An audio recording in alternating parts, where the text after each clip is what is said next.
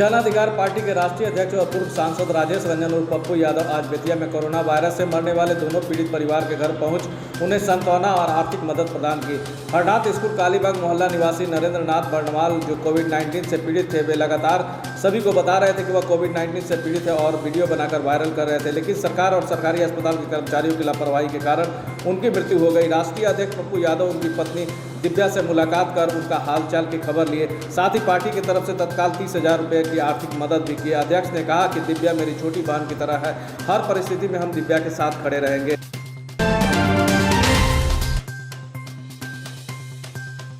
आपदा से जंग में पिता के संग लोगों के कपड़े धो रही राष्ट्रीय फुटबॉलर। परिवार की परवरिश में नदी घाट पर कपड़े धोना, सुखाना और इस्त्री करना इनकी दिनचर्या है। फुटबॉलर मोनिका ने कहा, कोरोना से लड़ाई में स्वच्छता की बड़ी भूमिका है। सुबह नियमित रूप से घर पर करती है अभ्यास। वैश्विक आपदा कोरोना के संकट में आर्थिक रूप से कमजोर खिलाड़ियों के समक्ष संकट की स्थिति उत्पन्न हो गई है। अभ्यास के साथ साथ उनके लिए परिवार का संग भरण पोषण की भी चुनौती आ गई है। ऐसे में वे भी परिजनों के साथ रोजी रोटी के जुगाड़ में हाथ बटा रही है। बिहार के पश्चिमी चंपारण जिले के नरकटियागंज हरदिया चौक की रहने वाली महिला फुटबॉलर खिलाड़ी जो अखिल भारतीय महिला फुटबॉल में दो बार प्रतिनिधित्व कर चुकी है। वर्ष 2018 में डिब्रूगढ़ आसाम में और 2019 में कटक उड़ीसा में आयोजित अखिल भारतीय फुटबॉल प्रतियोगिता में प्रतिनिधित्व कर चुकी है। वह टीपी वर्मा महाविद्यालय में स्नातक प्रथम खंड की छात्रा है। नरकटियागंज की मोनी कुमारी अपने पिता के साथ लोगों के कपड़े धो रही है। घाटों पे कपड़ों की धुलाई करती है। पिता के साथ घर पर पहुंचकर कपड़ों का इस्त्री भी करती है। फुटबॉलर मोनी कुमारी का कहना है कि नियमित रूप से सुबह घरों पर अभ्यास करती हुई परिवार की माली हालत अच्छी नहीं है। 4 भाई बहनों के बीच एकमात्र पिता की कमाई पर परिवार का परवरिश मुश्किल से होते देख खिलाड़ी ने उसके साथ पुश्तैनी धंधे में हाथ बटाना शुरू कर दिया। 2015 से हम खेल जगत में आए हैं, तब से हम लोग खेल रहे हैं। बहुत जगह अपना खेल का प्रदर्शन दिए हैं। बहुत जगह हम लोग टूर्नामेंट में चैम्पियन हुए हैं और बहुत जगह से मेडल प्राप्त किए हैं। अभी घर पे बहुत परेशानी है, फिर भी माँ बाप का हाथ बटाते हैं लोग और घर पे ही प्रैक्टिस करते हैं। उसके बाद से जो भी हमारे टाइम मिलता है हमारे सर हम लोग को प्रैक्टिस कराते हैं।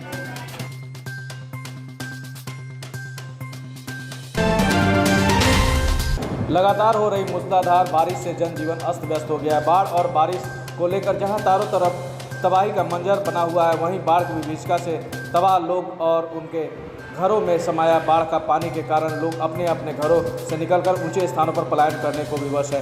जंगली जानवरों के लिए भी यह बाढ़ किसी तबाही से कम सितम नहीं ढा रही है। बारिश और बाढ़ की पानी के चुंगल से फंसकर जंगलों में बहकर रिहायशी इलाकों में जा रहे हैं, जहां उनकी जान का खतरा हो सकता है। गंडक पार के भितहा थाना क्षेत्र के चंदरपुर में गंडक नदी के बाढ़ के पानी में बहकर आए 5 हिरण को स्थानीय लोगों ने बचाया। स्थानीय थाना को जानकारी दी। समाजसेवी जुनैद आलम ने बताया कि चंदरपुर तटबंध पर स्थानीय लोग गंडक नदी की उफंदी धारा और शोर मचाती लहरों को भयावह दृश्य देखकर डरे हुए हैं, सहमे हुए हैं। तभी अचानक नदी की तेज धारा में हिरण को बहता देख लोग दौड़े और एक एक कर आधा दर्जन हिरणों को बचाया। उन्होंने कहा कि हिरण मिलने की सूचना थाना और वन विभाग को दे दिया गया है, जिसकी सूचना मिलते ही मौके पर वन विभाग की टीम पहुंची और 5 हिरण को अपने कब्जे में लेकर वन की ओर चल पड़ी। हमारे यहाँ भितहा प्रखंड से 3 हिरण पकड़ी गई है और 2 ठकराहा से टोटल 5 हिरण पकड़ी गई है, जो बाढ़ के एरिया से दहते हुए आई है और फॉरेस्ट विभाग को हैंडओवर कर दिया गया है। मोहम्मद जुनैद, समाज सेवी, भितहा प्रखंड। बाढ़ में डूबा घर, स्थानीय जनप्रतिनिधि की तरफ से नहीं मिला कोई राहत। बेतिया बेलवनिया टोला वार्ड नंबर 13 के बानू छापर ओपी थाना क्षेत्र के दर्जनों घरों में घुसा बाढ़ का पानी। बाढ़ से प्रभावित इलाके में 2 दर्जन से अधिक मकानें हैं, जिसमें बिकाऊ पासवान, सुशीला देवी, मनोज पासवान सहित 2 दर्जन से अधिक है। इन लोगों का कहना है कि लगभग 1 हफ्ते से ऊपर हो गया हम लोगों के घरों में बाढ़ का पानी आए। कई बार विषैले सांप निकल चुके हैं। घर पानी में डूबने के चलते हम लोग मुश्किल से एक टाइम का खाना चौकी पर किसी तरह से बना पाते हैं और उसी में पूरा परिवार किसी तरह खाना खाकर गुजर कर रहे हैं। घर में रखा रुपया पैसा भी बह जाने के चलते रात का खाना भी नसीब नहीं होता और उनका कहना है कि राशन भी टाइम पर नहीं मिलता है। बहुतों का तो राशन कार्ड भी नहीं बना है, जिसमें बहुत ही मुश्किल से सामना करना पड़ रहा है। डीलर का नाम क्या है? उनका नाम बालेश्वर पासवान। अच्छा, राशन आपको बराबर मिल रहा है हर हमेशा? बराबर नहीं देता है राशन हमको। अच्छा, क्या दिक्कत है? दिक्कत यही है कि फ्री में मिलना है, 5-5 किलो काट लेता है और राशन दे नहीं रहा है हम लोग का। अच्छा, कितना दिन से राशन नहीं दे रहा है? मैं मानिए ना कि 2 महीना हो ही गया। अच्छा, 2 महीने से राशन नहीं मिल रहा है। हाँ, 1 महीना के देता है, 2 महीना के बंद कर देता है। 5 दिन अभी नहीं किया है। अच्छा, बाढ़ से अलग परेशान है, बाढ़ से अलग परेशान राशन से अलग परेशान है, राशन से अलग परेशान घर आपका डूब चुका है। डूब चुका है, सेप्टिक मेरा है ही नहीं है ही नहीं। ग्रामीण क्षेत्रों में नागपंचमी की धूम, दूध लावा चढ़ाकर हुई नाग देवता की पूजा, गोबर से बनाई गई घरों पर नाग देवता की आकृति। मझौलिया प्रखंड सहित पूरे जिले में नागपंचमी का त्यौहार परंपरागत ढंग से मनाया गया। घरों की विधिवत सफाई कर नाग देवता की पूजा अर्चना की गई और उन्हें दूध और लावा चढ़ाया गया। परंपरा के मुताबिक पंडितों और आचार्यों द्वारा बालू, गोबर और पीले रंग के पड़े सरसों से घरों पर नाग देवता की आकृति बनाई गई। मझौलिया के आचार्य रमेश पाठक बताते हैं कि जिस घर या मकान पर बालू गोबर युक्त सरसों से बना आकृति दिखता है वहां नाग देवता कभी अनिष्ट नहीं पहुंचाते। नागपंचमी को लेकर खासकर गृहिणियों में उत्साह है। सुबह से ही गृहिणियां घर की सफाई में व्यस्त रही। नए नए परिधानों में सुसज्जित महिलाओं ने पूजा अर्चना कर पकवान बनाए। इस आध्यात्मिक उत्सव को लेकर गृहिणियों ने नाग देवता और शिव का लाचारी गाकर पूजनोत्सव किया। कई घरों पर उस पर दरिद्र नारायण भोज का आयोजन किया गया।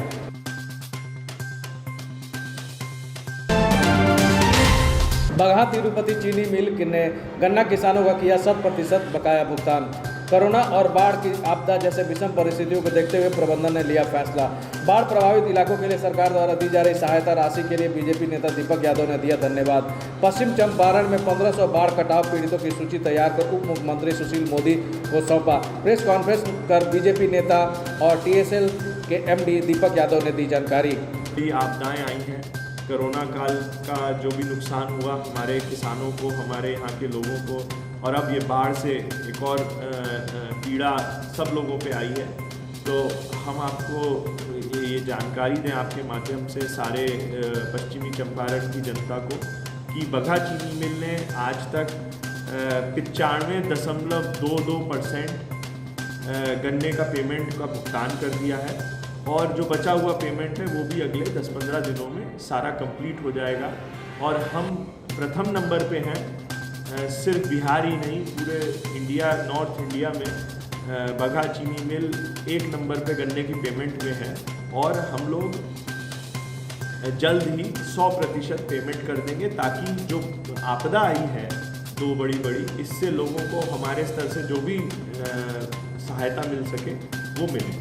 तो यही सोच के हमने सारा 100% पेमेंट करने का निर्णय कर लिया और अगले 15 दिन में इसका रिजल्ट आ जाएगा। सिर्फ SBI की ब्रांच में जो दिक्कत है उसमें जैसे ही ब्रांच खुलेगी उसका भी पेमेंट क्लियर होगा।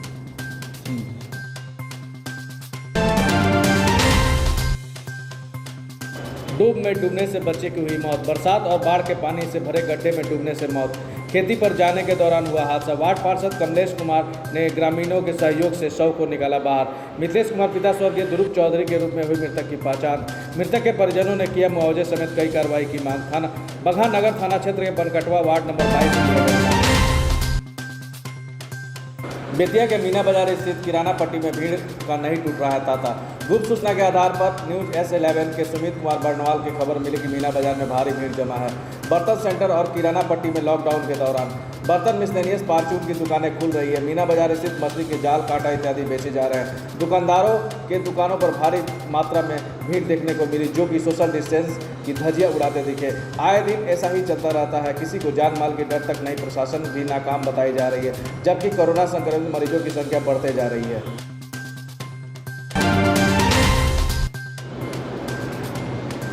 पश्चिम चंपारण के मुफस्सिल थाना में आज जनता दरबार लगाया गया थानाध्यक्ष अशोक कुमार के नेतृत्व में, जिसमें दर्जनों मामला का आज निष्पादन किया गया, जिसमें विजय कुमार CI के देखरेख में मामलों का निष्पादन किया गया। उक्त मामले में निष्पक्ष निष्पादन किया गया जिससे लोगों में खुशी जाहिर हुई। आज के जनता दरबार में अधिकतर जमीनी विवाद से संबंधित मामले आए थे।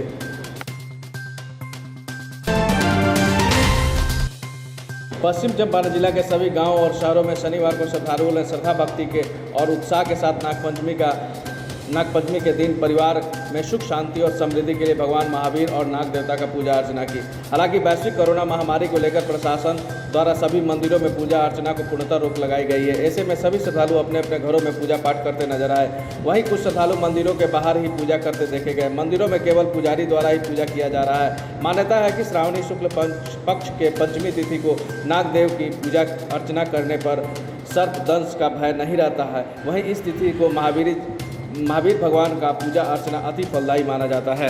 भुजंगेश्वराय विद्महे नागराजाय धीमहि तन्नो सर्पः प्रचोदयात्।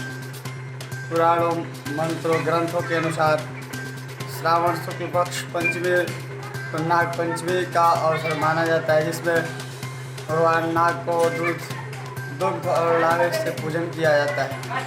और इस उपलक्ष्य में हनुमान जी का भी स्मरण करते हुए हनुमत ध्वज का ध्वजारोहण किया जाता है। और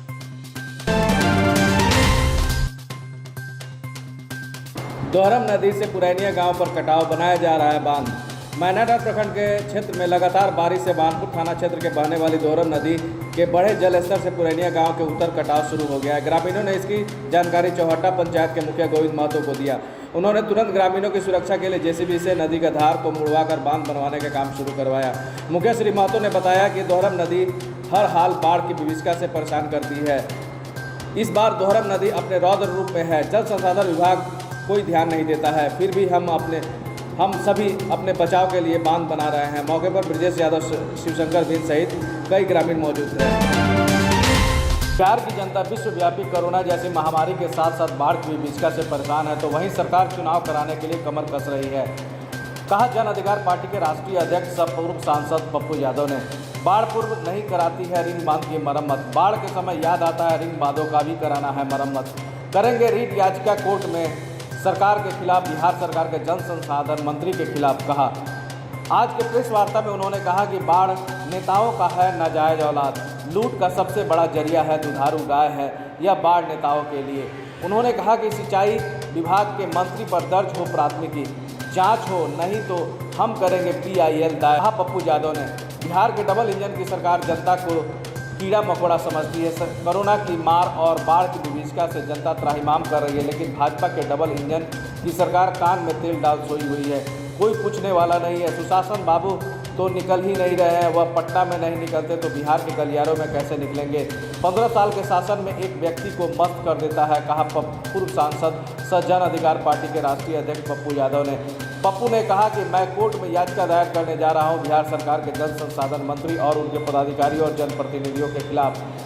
बाढ़ जब आती है तो बांध की मरम्मत कराने सरकार चलती है, इसके पहले बाढ़ की विभीषिका से बचाने के लिए बांध का मरम्मत नहीं कराया जाता तो लूट की एक जरिया है। बाढ़ का मतलब लूट का छूट की जरिया। जनप्रतिनिधि, मंत्री, पदाधिकारी, कर्मचारी मिलकर बाढ़ की विभीषिका के रुपए के बंदर बांट कर लेते हैं।